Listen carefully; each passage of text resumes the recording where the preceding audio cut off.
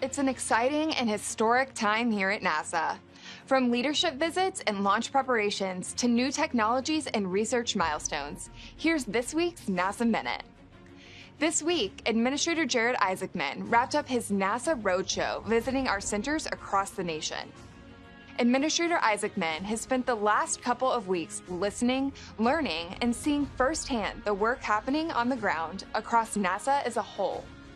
Just weeks into his tenure, those conversations are helping shape the priorities for the path ahead. They're guiding how NASA will move faster, sharpen our focus, and deliver on the missions the nation is counting on, grounded in the expertise, discipline, and pride of the workforce. At Kennedy Space Center, teams are closing in on another key milestone for the Artemis II mission and America's return to the moon. At Launch Complex 39B, engineers are preparing the Space Launch System rocket, Orion spacecraft, and ground systems for an upcoming wet dress rehearsal, a critical pre-launch test that simulates launch day operations.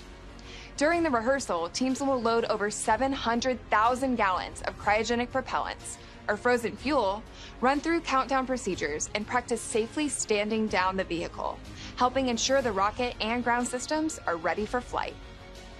After completing these tests and preparations, NASA teams will take time to assess the readiness of every system before announcing a target launch date, so stay tuned. Preparations are underway for NASA's SpaceX Crew 12 mission.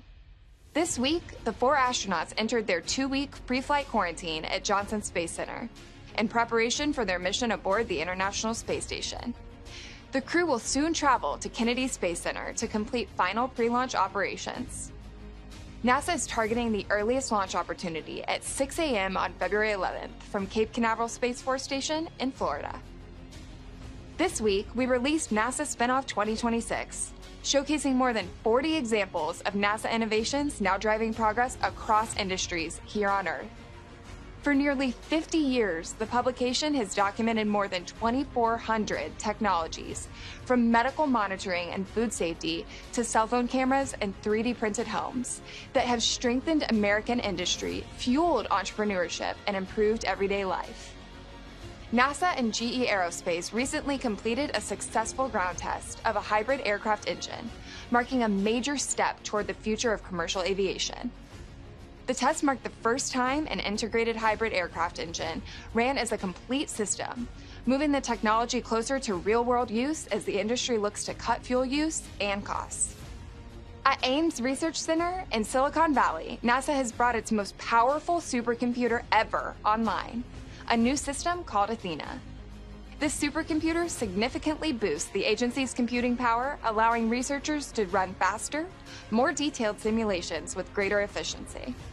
This capability is critical to NASA's work, from modeling rocket launches and analyzing massive scientific data sets to designing the next generation of aircraft. This powerful new tool will support innovative missions and world-class research.